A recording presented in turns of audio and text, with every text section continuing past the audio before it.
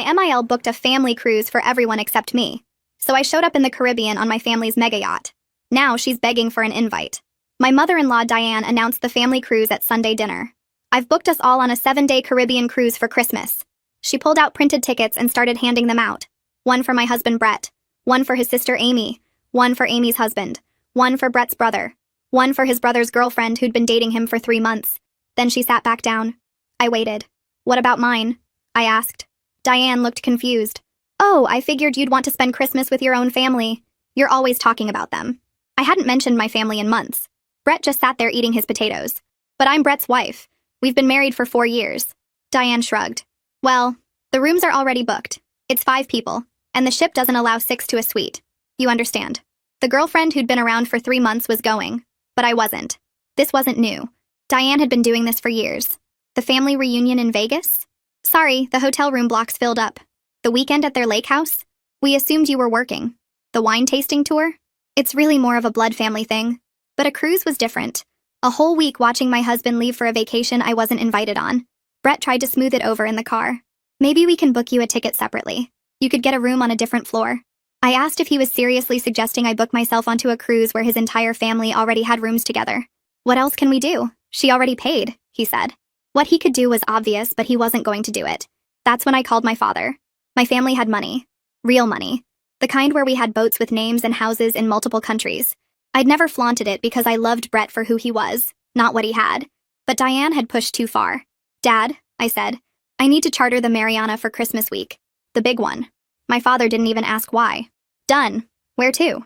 I told him the Caribbean, specifically the same ports the cruise was going to. He laughed. Someone exclude you from something? He knew me too well.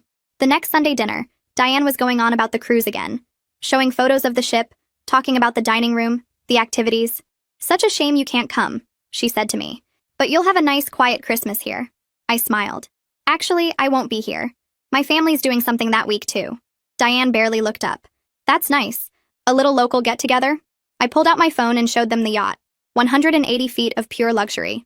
We're taking this to the Caribbean. Same ports as your cruise, actually. What a coincidence. Brett dropped his fork. Amy leaned in to look closer. Is that a yacht? Like a private yacht? I nodded. It's one of ours. We'll have a full crew, chef. Everything. My parents, my siblings, their kids. We're even bringing my cousin's new boyfriend. Family's family, you know. Diane's face went through several expressions. That must cost a fortune. I shrugged. Dad owns it. No cost, really. Just the fuel and crew. Brett suddenly got interested. Maybe I could skip the cruise and come with you instead? I laughed. Oh no, you already have plans. Besides, it's really more of a blood family thing. You understand. Diane tried to recover. Well, cruise ships have so many more activities. Casinos, shows, multiple restaurants. I kept scrolling through photos on my phone. True. We just have the jet skis, the submarine, the helicopter for island hopping. Pretty boring compared to a cruise ship. Amy's husband was staring. Did you say submarine? The best part was still coming. Oh, and since we'll be in the same ports, maybe we'll see each other. We could wave from the yacht while you're... What deck are you on again? Interior rooms? Diane's face was red. We have balcony rooms. I pretended to think. Right. Those tiny balconies on the side. You'll be able to see us perfectly. The yacht usually has to anchor away from the cruise ships because we need more space. Brett was panic texting me under the table. Please let me come. Please. I didn't know you were doing this. I ignored him and kept talking. My brother's girlfriend is so excited. She's only been dating him for a month, but family's family, right, Diane? The week of the cruise came. My family and I boarded the Mariana 2 days before they left, making sure to post nothing online until we were already at sea. Then I started sharing photos. The breakfast was spread on the deck, the sunset from the hot tub. My mom and I are doing yoga on the helipad. Brett called me from their first port. We can see your yacht from the ship. It's enormous. He sounded miserable. Everyone keeps asking about it. The captain even announced it over the speaker. I was getting a massage on the deck at that moment. How fun! How's your cruise? I could hear Diane in the background asking if that was me. Brett said something muffled, then, Mom wants to know if she can come see the yacht. I told Brett to put his mom on speaker. Sure, Diane can come see the yacht. We'll be docked at Marina Bay tomorrow afternoon around 2. Just take a water taxi from the cruise port. Brett's voice got lighter, almost happy. Really? That's great. Thank you so much. I could hear Diane in the background saying something about how nice that was of me. I hung up and walked over to where my brother was doing tricks on the jet ski near the yacht. Guess who's coming to visit tomorrow? My brother cut the engine and floated closer. Please tell me it's your mother-in-law. I nodded, and he started laughing so hard he almost fell off into the water. My dad was sitting on the upper deck reading, and he looked up when he heard the noise. "What's so funny?" My brother called up to him. "She invited Diane to come see the yacht." My dad put his book down and came to the railing. "Are you sure that's a good idea?" I shrugged, but something in his tone made me stop and think. What did I actually want from letting Diane visit? Was I trying to rub her face in what she excluded me from? Did I want an apology? Did I just want her to see that I had my own family who actually wanted me around? I didn't have a clear answer, and that bothered me more than I expected. That evening, my mom found me sitting on the main deck watching the sunset. She sat down next to me without saying anything for a minute. Then she asked quietly what I really wanted from this whole situation. I admitted I didn't know. Part of me wanted Diane to apologize and understand what she'd done wrong. Part of me just wanted her to see exactly what she'd excluded me from and feel bad about it. Part of me wanted to prove I didn't need her family's approval because I had my own family who loved me. My mom listened and then said that those were all valid feelings, but I should figure out which one mattered most before Diane showed up. Otherwise, I might do something I'd regret later. I told her I'd think about it, but honestly, I still didn't know. That night, I couldn't sleep. Brett kept texting me, and each message got more desperate. He said everyone on the cruise was talking about the yacht. He said his mom was really embarrassed because people kept asking her about it. He said Amy and Jeremy were uncomfortable and the whole family dynamic was weird now. Then he sent the text that really got to me. "You've made your point. When are you coming home?" Like this whole trip was just me punishing him instead of me actually enjoying time with my own family. Like I'd planned this yacht trip just to make him feel bad, and not because his mother had excluded me from a family vacation. I put my phone on silent and tried to sleep, but I kept thinking about what my mom had asked. What did I really want? The next afternoon, I was on the upper deck when I saw the water taxi approaching. Diane was sitting in the front wearing what looked like her nicest cruise outfit, a flowered dress and sandals with a sun hat. But as the taxi got closer and she could see the Mariana up close, I watched her face change. Her mouth opened a little and she grabbed the side of the taxi. The yacht was huge compared to the little boat she was in. When she stepped onto our dock, she had to look up and up to see the top decks. She looked so small standing there next to the yacht, almost like a kid seeing something overwhelming for the first time. I walked down to meet her and kept my voice polite but not warm. "Welcome aboard. Let me show you around." She followed me up the stairs to the main deck, and I could feel her hesitating with each step. My family was having lunch at the big table on the deck. Fresh fruit and pastries spread out everywhere. My mom stood up when she saw us and walked over with her hand extended. "You must be Diane. It's so nice to finally meet you." Her voice was perfectly gracious and polite, but somehow it felt more cutting than if she'd been rude. Like she was showing Diane exactly how you're supposed to treat family. Diane shook my mom's hand and tried to make conversation. She started talking about how nice the cruise ship was, and how many restaurants it had, how there were shows every night and a casino and multiple pools. She was comparing everything favorably to the yacht, like she was trying to convince herself the cruise was better. Then she looked past my mom and saw our chef preparing lunch. He was working on fresh lobster and the smell was amazing. There were bottles of wine chilling in ice buckets. The table settings were actual china and crystal glasses. Diane stopped talking mid-sentence. She just stood there looking at the setup, and I could see her face change as she realized everything she'd been saying was obviously wrong. The yacht was better in every way, and she knew it. She went completely quiet after that and just followed me as I showed her around. I took her to see the hot tub on the side deck, then the jet skis tied up at the back, then the helicopter on the upper landing pad. With each new thing I showed her, Diane got smaller and quieter. She stopped trying to justify the cruise or make comparisons. She just walked behind me silently and nodded when I pointed things out. I started to feel less satisfied with each stop. I'd wanted her to see what she'd excluded me from, but watching her get so obviously humiliated wasn't as good as I thought it would be. It just felt uncomfortable and kind of mean, like I was kicking someone who was already down. My dad must have noticed because he came over and started making polite conversation with Diane. He asked her about the cruise ship and how Brett's family was enjoying their trip. He asked about her other kids and what they did for work. His voice was genuinely courteous and interested.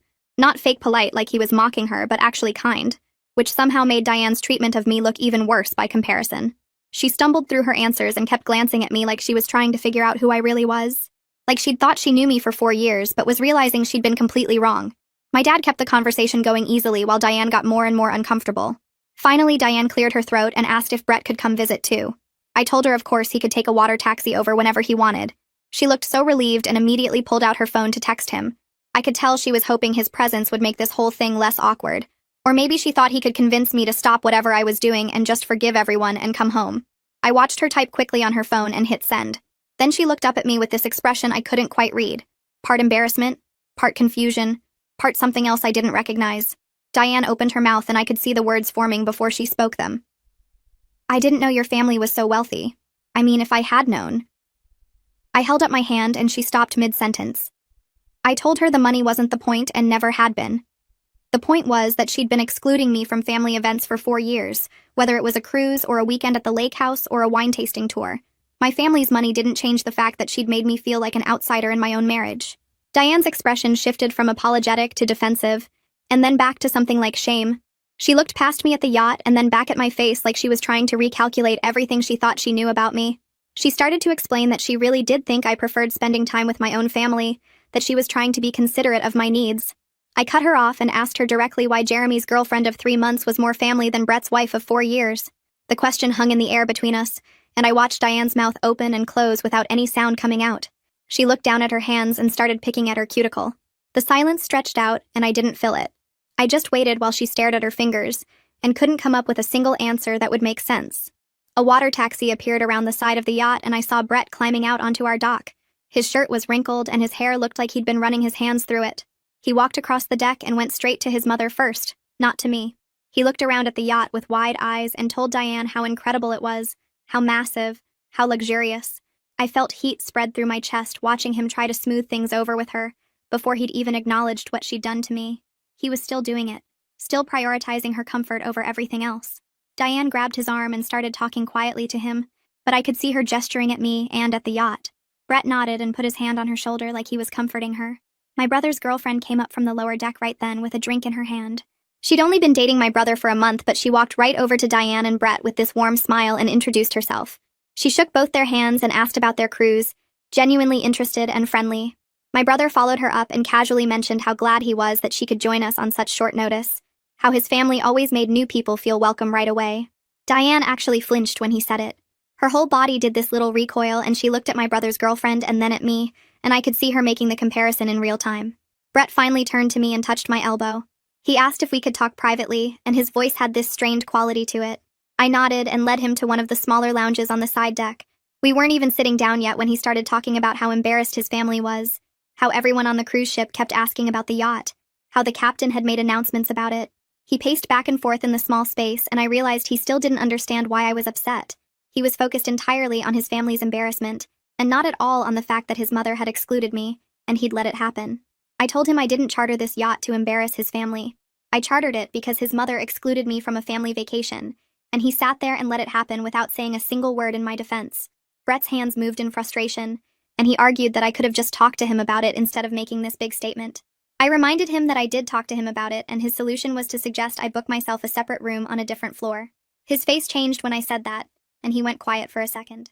Brett admitted that suggesting the separate room was wrong, but then he said this whole yacht thing was over the top and making everything worse.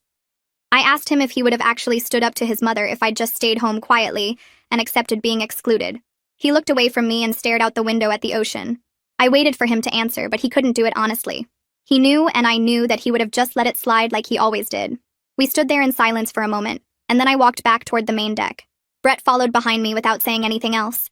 When we got back to the main area, I saw Diane talking to my mother near the railing. My mom's expression was polite but strained, the way she looked when someone was saying something she strongly disagreed with, but she was too well-mannered to argue. Diane was gesturing with her hands and talking quickly. My mom caught my eye over Diane's shoulder and gave me this subtle head shake. Just a tiny movement that let me know the conversation wasn't going well, and Diane was making excuses instead of taking real responsibility. My phone buzzed in my pocket, and I pulled it out to see a text from Amy. She was asking if she and Porter could come visit the yacht too. I was surprised she was reaching out directly instead of going through Brett or asking Diane to ask for her.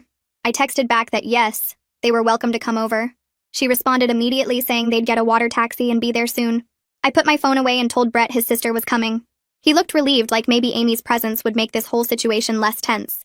About 45 minutes later, another water taxi pulled up, and Amy climbed out with Porter behind her. She looked around the yacht with obvious curiosity, but not the defensive attitude Diane had. She walked over to me and asked if we could talk for a minute. I nodded, and we moved away from the group to a quieter spot near the bow. Amy took a breath and apologized for not speaking up when her mom announced the cruise without including me. She said she felt uncomfortable about it at the time, but didn't want to cause family drama by confronting her mother.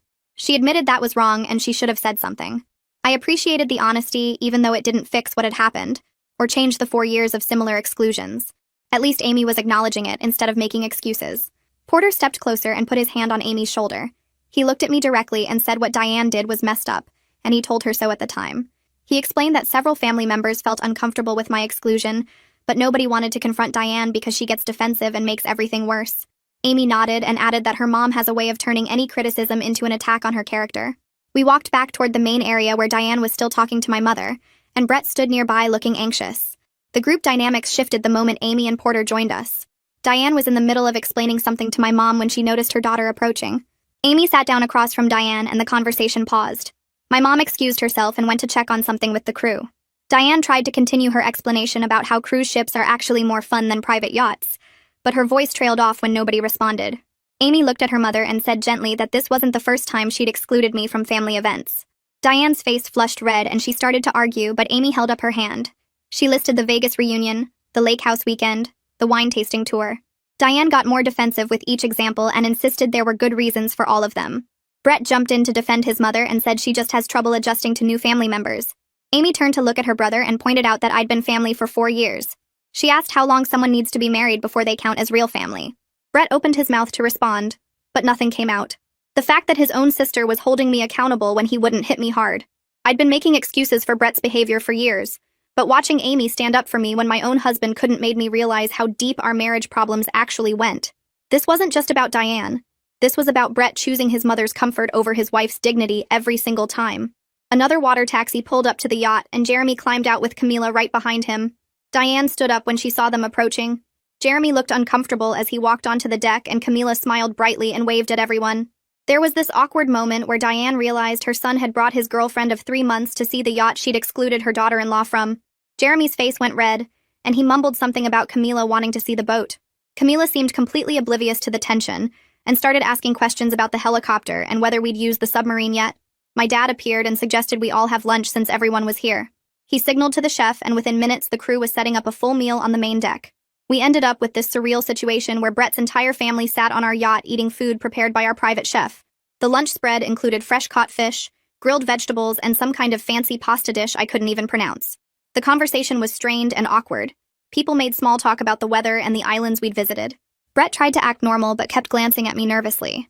I could see my dad watching Brett carefully from across the table. He wasn't saying much, but I knew that look. He was evaluating my husband's character, and clearly finding it lacking. My mom asked polite questions about the cruise ship, and Diane answered in short sentences. Amy and Porter exchanged looks that said they wanted to be anywhere else. Jeremy focused on his food, and Camila kept trying to start conversations that died quickly.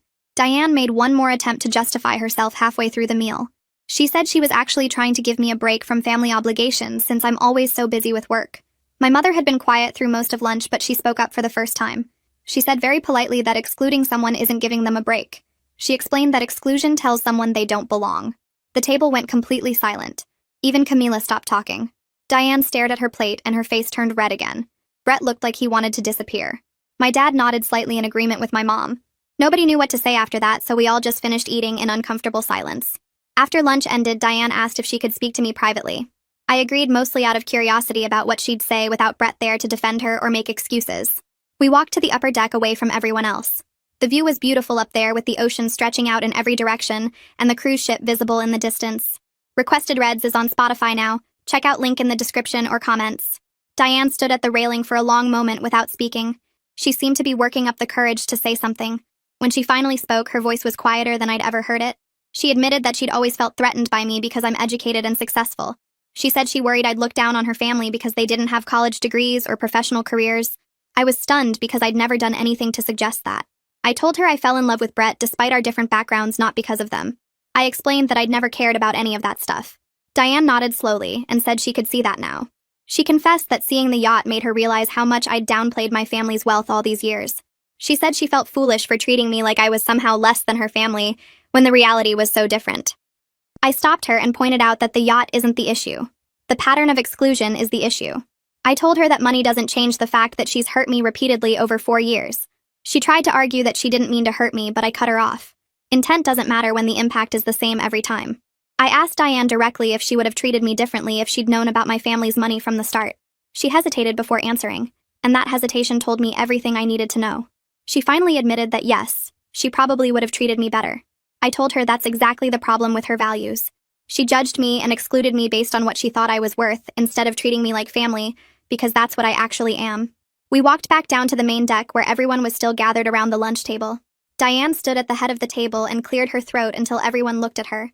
She announced that she owed me an apology, and her voice was steady instead of defensive like before. She said she'd excluded me from family events over the years, and it was wrong no matter what her reasons were or what my background was. She looked directly at me when she said it, and I could tell this time she actually meant it. Brett's whole body relaxed like someone had cut strings holding him up. He smiled at me from across the deck, and I knew he thought his mother's words fixed everything between us. But I understood we had way bigger problems than just his mother's behavior toward me. I thanked Diane for the apology and told her I appreciated her honesty. Then I made it clear that rebuilding trust would take time and consistent changed behavior over months and years. I said words were a good start, but actions mattered more. Diane nodded and didn't argue or make excuses, which was different from how she usually handled being called out. The visit wrapped up after that with Brett's family needing to get back to their cruise ship before dinner. Amy came over and hugged me tight before she left. She whispered in my ear that she was glad I stood up for myself and that someone needed to do it years ago. Porter shook my hand firmly and said he hoped this was a turning point for how the family treated me going forward. Jeremy gave me an awkward wave and Camila smiled but didn't say anything. Brett lingered on the dock looking back at the yacht like he wanted to stay. Diane thanked my parents for lunch with actual politeness, and my dad nodded at her with the same courtesy he'd show any guest. I watched their water taxi pull away toward the massive cruise ship in the distance. My mom came and stood beside me at the railing. She didn't say anything, but she squeezed my shoulder and I felt the weight of everything that had happened settle over me. That evening, my family and I had dinner together at the big table on the main deck. The chef made fresh-caught fish, and my siblings were talking about the next day's plans for jet skiing. My dad waited until everyone had finished eating before he asked me directly what I planned to do about my marriage. The table went quiet, and everyone looked at me. I set down my water glass and admitted I didn't know if Brett and I could recover from this. I said it revealed something basic about how he handles conflict and family loyalty. My brother jumped in and pointed out that Brett had multiple chances to defend me. He said Brett chose his mother's comfort over my dignity every single time it mattered. My mom added more gently that I deserved a partner who stood beside me. She said I didn't deserve someone who suggests I book my own room when his family excludes me. My dad listened to all of this and then asked what I wanted to do, not what I thought I should do. I told him honestly that I loved Brett, but I couldn't keep living like this. I said I needed to see real change over time before I could trust him again. I spent that night in my cabin thinking about my marriage instead of sleeping. The yacht rocked gently, and I could hear the ocean outside my window. I realized the whole yacht situation was just a symptom of a much bigger problem. Brett had never fully separated from his mother's influence in 4 years of marriage. I'd been accommodating that broken dynamic the entire time without even realizing it. Every time Diane excluded me and Brett made excuses, I'd told myself it wasn't worth the fight. I'd convinced myself that being the bigger person meant accepting less than I deserved. But watching my own family's unconditional support this week showed me what real family actually looked like. My parents had never once made me feel less than or excluded my partner from anything. They'd welcomed Brett from day one without conditions or tests. The contrast was so obvious now that I couldn't unsee it. The next day, Brett texted asking if he could come back to the yacht to talk just the two of us. I agreed after thinking about it for a while. He arrived on a water taxi around noon looking serious and tired. I could tell he'd been thinking hard about everything that happened over the past few days. We sat in one of the smaller lounges away from my family. Brett started by apologizing for not defending me, and for the first time he didn't make excuses. He didn't try to explain his mother's behavior or justify what happened. He admitted he'd been conflict avoidant his whole life and it damaged our marriage. He said he wanted to change, but he didn't know how to do it. His hands were shaking slightly when he spoke, and I realized how scared he was of losing me. I told Brett that I needed him to understand something important.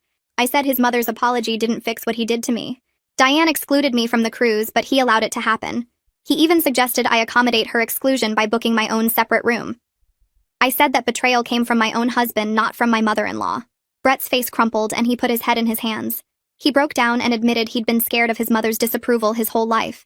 He said he realized now that he'd been sacrificing our marriage to keep her happy. He told me that seeing my family's unconditional support this week showed him how messed up his own family dynamics were. He said he never understood what healthy family relationships looked like until he watched my parents interact with everyone on the yacht. He kept saying he was sorry over and over, but I knew sorry wasn't enough to fix years of choosing wrong. I asked Brett what he was willing to do differently going forward. He lifted his head and wiped his eyes with the back of his hand. He said he wanted to start marriage counseling and set real boundaries with his mother. He talked about finding a therapist and making sure Diane understood she couldn't treat me like this anymore. I listened, but I'd heard promises before when things got bad. I told him I needed to see consistent action over time, not just promises made in a crisis. He nodded and said he understood, but I could see the hope in his eyes, like he thought this conversation meant we were okay now. We weren't okay. We sat there for a while longer, and I told him we needed space to think. I said he should finish the cruise with his family and I'd complete my yacht trip with mine. He looked disappointed and asked if we could at least talk every day. I said no. We both needed time to figure out what we actually wanted without the pressure of constant contact. He accepted it, but I could tell it hurt him. He asked when we'd talk again, and I said after we both got home. Brett stood up to leave and hesitated at the door. He turned back and asked if I was planning to divorce him. The question hung in the air between us, and I realized I didn't have a clear answer. I told him honestly that I didn't know yet. I said I loved him, but I couldn't stay in a marriage where I was always second to his mother's feelings. I explained that whether we survived depended entirely on his willingness to do the hard work of actually changing, not just talking about change. Brett's face crumpled again, but he nodded. He left without trying to hug me or kiss me goodbye, and I watched the water taxi take him back to the cruise ship. After Brett left, I went back to my cabin and lay on the bed staring at the ceiling. My mom knocked softly and came in without waiting for an answer. She sat on the edge of the bed and asked if I was all right. I told her I didn't know if my marriage was going to make it. She didn't try to give me advice or tell me what to do. She just squeezed my hand and said whatever I decided, she and Dad would support me. That night at dinner, my family didn't ask questions about Brett. My brother made jokes, and my dad told stories about past yacht trips, and everyone acted normal. It felt good to just exist without having to explain or defend myself. The rest of the yacht trip became more relaxed without Brett's family hovering. I actually enjoyed the Caribbean for the first time since we'd arrived. We went snorkeling and I saw sea turtles. We took the helicopter to a tiny island that only had one restaurant. My parents held hands while walking on the beach, and I remembered what a healthy marriage was supposed to look like. My brother's girlfriend sat next to me one afternoon while we were sunbathing on the deck. She said she admired how I handled the whole situation with Diane. She told me she couldn't imagine being excluded like that and still keeping my composure. I appreciated her saying it. It felt good to be around people who naturally included and valued me. The contrast with Brett's family was so obvious now. I realized how much I'd been accepting that I shouldn't have. I'd normalized being treated as less than because it happened gradually over 4 years. But my own family never made me feel that way. They never made Brett feel that way either. They'd welcomed him completely from the start. On the last day of the trip, my dad found me on the upper deck watching the sunrise. He sat down and we were quiet for a few minutes. Then he asked if I was okay financially if I decided to leave Brett. I told him I was fine, that I had my own career and savings. He nodded and said he just wanted me to make decisions based on what I wanted, not what I could afford. I hugged him and thanked him for always having my back. We returned home the day after Brett's cruise ended. I went straight to my parents' house instead of the home I shared with Brett. That evening, Brett texted asking if we could meet to talk. I thought about it for a while before responding. I agreed to dinner at a neutral restaurant, wanting to see him in person to figure out if his promises of change were real or just panic. We met 3 days later at a place halfway between our house and my parents' place. Brett was already there when I arrived. He stood up when he saw me and looked nervous. We ordered food, and then he pulled out his phone. He showed me confirmation emails for his first therapy appointment scheduled for the following week. He'd also found a marriage counselor who had availability and booked our first session. I was genuinely surprised that he'd actually followed through so quickly. Usually Brett talked about doing things and then never got around to them. Brett also told me about a conversation he had with his mother on the cruise. He said he sat Diane down and set a clear boundary that she needed to treat me with respect, or he'd limit contact with her. I asked how she reacted, and he admitted she didn't take it well. She cried and said he was choosing me over his family. He told her I was his family, and she needed to accept that. He said it was one of the hardest conversations he'd ever had, but he didn't back down even when she got upset. This was completely new behavior for Brett. In 4 years of marriage, I'd never seen him stand up to his mother like that. I asked what happened after, and he said Diane barely spoke to him for the rest of the cruise. Amy told him later that their mom spent a lot of time in her cabin. I could tell Brett felt guilty about it, but he also seemed proud that he'd actually done it. I told him I was willing to try counseling, but I needed him to understand something important. I said I needed to see sustained change over months, not just initial effort that faded away. I'd seen him make promises before and then slip back into old patterns when things got comfortable again. He agreed and said he understood why I couldn't just trust him right away. Then he asked if I was moving back home, and I said not yet. I told him I needed to stay at my parents' place for a while longer. He looked hurt, but he didn't push me or try to convince me. He said he respected my boundaries and would wait until I was ready. That response alone showed more respect for my needs than he'd demonstrated in years. We finished dinner and he walked me to my car. He asked if we could have dinner again next week after his first therapy session, and I said yes. Driving back to my parents' house, I felt something I hadn't felt in weeks. It wasn't hope exactly, but it wasn't despair either. Maybe it was just possibility. Over the next few weeks, Brett sent me photos of his therapy appointment confirmations and brief updates after each session. He didn't share details, which I appreciated because it meant he was taking it seriously instead of performing for me. 3 weeks in, he texted that his therapist identified something called enmeshment with his mother, and he was working on recognizing when he prioritized her feelings over mine. I could see him actually thinking about his responses now instead of just reacting the way he always had. When his mom called during one of our dinners together, he let it go to voicemail instead of answering immediately like he used to. Small things, but consistent. Then Diane texted me directly asking if we could meet for coffee. I stared at the message for a full day before responding. Part of me wanted to ignore it, but I was curious what she'd say without Brett there to manage the conversation. I agreed to meet at a coffee shop halfway between our places. She was already there when I arrived, sitting at a corner table and fidgeting with her napkin. She stood up when she saw me and looked genuinely nervous. We ordered coffee and sat down, and she didn't seem to know how to start. Finally, she said she'd been thinking a lot about what happened and wanted to do better. Her voice was shaky and she kept looking at her hands. I waited for her to continue. She admitted she'd always been insecure about not coming from money, and she projected that onto me by assuming I looked down on her family. She said the yacht situation forced her to see her own prejudices and insecurities clearly for the first time. She'd convinced herself I was the snobby one when really she was the one judging people based on money. I appreciated the honesty because it felt real, not rehearsed. But I told her rebuilding our relationship would take time and consistent respectful behavior, not just one good conversation. She nodded and said she understood and didn't push for immediate forgiveness or ask when things would go back to normal. That response showed more emotional growth than I'd seen from her in 4 years. We finished our coffee and she asked if we could try meeting again in a few weeks. I said maybe and left it at that. Brett and I started marriage counseling the following week. Our therapist was direct and didn't let either of us make excuses. She made Brett walk through specific examples of times he chose his mother's comfort over our marriage. He had to say out loud that he suggested I book my own room on a different floor of the cruise ship instead of standing up for me. Hearing him repeat his own words back seemed to hit him differently than when I'd said it. The therapist helped him see how his conflict avoidance with his mother enabled her bad behavior and damaged our marriage. She also called me out for downplaying my family's wealth to avoid conflict, which I hadn't expected. She said hiding parts of myself to make others comfortable was its own form of dishonesty. We both had work to do. Brett kept going to his individual therapy and actually did the homework his therapist assigned. He started noticing patterns in real time, and sometimes caught himself mid-sentence when he was about to prioritize his mom's feelings. It wasn't perfect, but it was genuine effort. 3 months after the Caribbean trips, we were in a better place but still taking things slowly. Brett maintained his boundaries with Diane even when she tested them. She called crying one night about something minor, and he told her he'd talk to her the next day when she was calmer, then actually hung up. Old Brett would have stayed on the phone for hours trying to fix her feelings. I watched this happen from across the room and felt something shift. He was actually doing it. Not just promising, actually changing his behavior consistently over months. My trust started rebuilding in small pieces. Amy texted asking if I wanted to have lunch, and I agreed.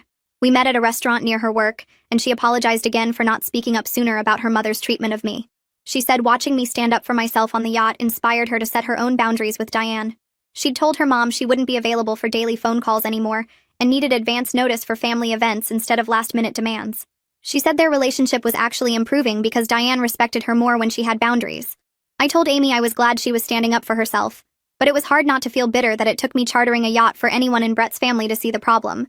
She said she knew and she was sorry it took something so dramatic. We talked about other things after that, and it felt almost normal. Then Diane called me, not Brett, to invite me to a family dinner.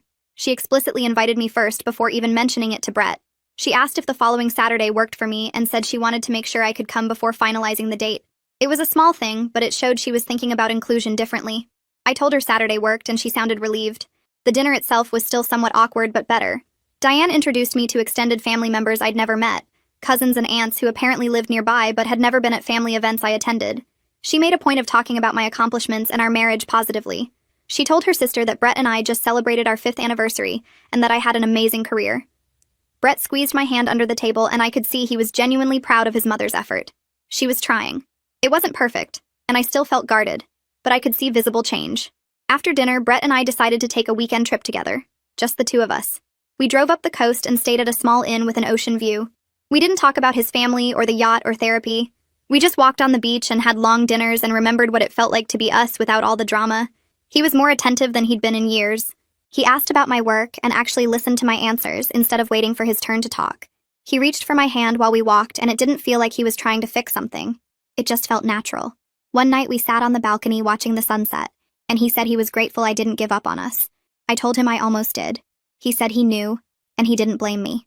We sat there quietly for a while, and I remembered why I fell in love with him in the first place. Before his mother's behavior and his inability to stand up to her had created this wall between us. 6 months later, I started packing my things to move back into our house. Brett helped me carry boxes from my apartment, and we worked quietly together, and it felt different from before. He'd been showing up consistently, calling when he said he would, standing up to Diane when she tried to overstep. The first night back in our bedroom felt strange but also right, like we were building something new instead of returning to what broke. He'd defended our marriage to his mother 3 times in the past month alone, telling her clearly that my needs came first. We still had hard conversations sometimes, but he didn't shut down or make excuses anymore. 2 weeks after I moved back, Diane called me directly instead of going through Brett. She asked if I had any preferences for dates for a family weekend at the lake house, and I almost dropped my phone. She wanted my input before finalizing anything, checking my schedule first, asking what activities I'd enjoy. I suggested mid-June and mentioned I liked kayaking, and she wrote it all down and said she'd plan around what worked for me. When the weekend came, I felt genuinely welcomed instead of tolerated, and Diane introduced me to her lake house neighbors as her daughter-in-law with actual pride in her voice. She asked my opinion on dinner plans and included me in conversations naturally, and it mattered more than I expected. Brett noticed me relaxing throughout the weekend and squeezed my hand while we sat on the dock. My parents invited both families to dinner at our house a month later, and I was nervous about how everyone would interact. Diane arrived early and brought flowers, and she was respectful and warm with my mother, asking about her garden and actually listening to the answers. My dad and Brett's father talked about golf while Brett stood beside me looking relaxed instead of tense. He wasn't trying to manage everyone's feelings or smooth over awkward moments. He was just present and comfortable. Amy helped me set the table and whispered that she'd never seen her mother this at ease with my family. Watching both families laugh together over dessert showed me how far we'd actually come. For our 5th anniversary, Brett planned a small private trip to a bed and breakfast in wine country. We spent 3 days walking through vineyards and having long dinners, and on our last night he gave me a necklace with both our family's birthstones twisted together in the design. He told me he was grateful I didn't give up on us when it would have been easier to leave. I held the necklace and realized that standing up for myself on that yacht saved our marriage instead of ending it, and that sometimes the hardest thing and the right thing are exactly the same. And that's the wrap-up. I always try to make sure there's something real to take away from each story. If this one gave you even a small idea, that's a win.